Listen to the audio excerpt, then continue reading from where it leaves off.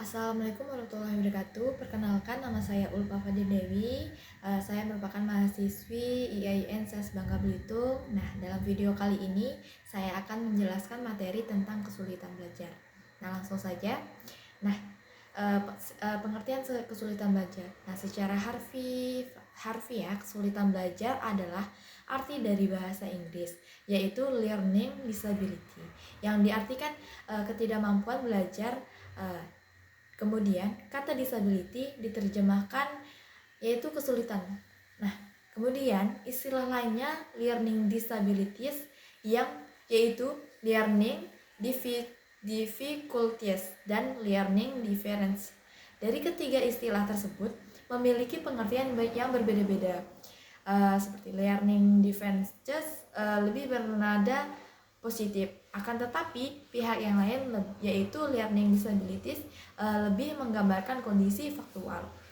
Lalu kesulitan belajar ini biasanya dialami oleh setiap peserta didik yang memiliki kemampuan rata-rata atau peserta didik yang memiliki kemampuan di atas rata-rata. Dikarenakan pada dasarnya kesulitan belajar ini muncul sesuai dengan gejala yang tampak pada setiap peserta didik dalam kesehari-hariannya.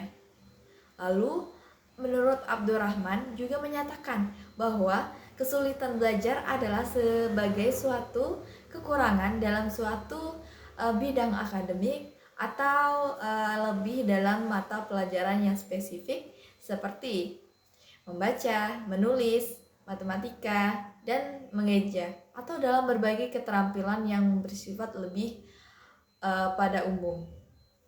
Lalu, terdapat beberapa faktor yang bisa memengaruhi kesulitan belajar pada siswa. Nah, di sini menurut Muhammad Syekh mengatakan bahwa secara garis besar faktor dari kesulitan belajar terdiri atas dua macam, yaitu faktor internal dan faktor eksternal. Di sini faktor internal adalah hal-hal atau keadaan yang muncul dari dalam diri siswa sendiri. Lalu sedangkan faktor eksternal adalah hal-hal atau keadaan yang datang dari luar diri siswa tersebut. Nah, faktor internal ini terdiri atas 5 aspek, yaitu aspek kondisi fisik, inteligensi, minat menjadi aspek yang memiliki pengaruh lebih besar di antara 5 aspek tersebut. Nah, sedangkan eksternal terdiri atas 3 aspek, yaitu aspek lingkungan keluarga, sekolah, dan sosial. Nah, dari ketiga aspek tersebut, aspek lingkungan sosial yang menjadi aspek yang memiliki pengaruh yang sangat besar.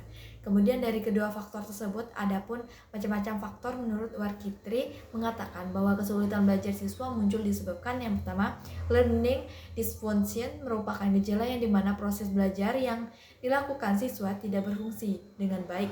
Kemudian yang kedua, learning disorder atau kekacauan belajar merupakan keadaan di mana proses belajar seseorang terganggu karena timbulnya respon yang bertentangan. Ketiga, slow respon atau lambat belajar merupakan siswa yang lambat dalam proses belajar. Lalu di sini adalah diagnosis. Nah, diagnosis ini dapat diistilahkan teknis atau terminologi yang dihadapi dari bidang medis.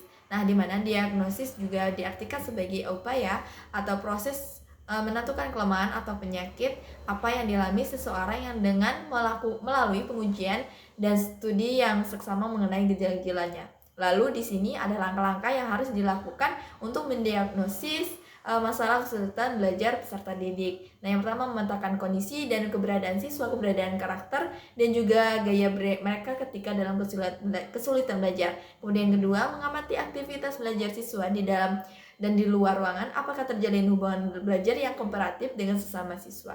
Yang ketiga, memahami dan mengerti kondisi psikologis siswa dalam belajar sehingga terdapat timbal balik dalam menciptakan suatu kondisi belajar yang menyenangkan.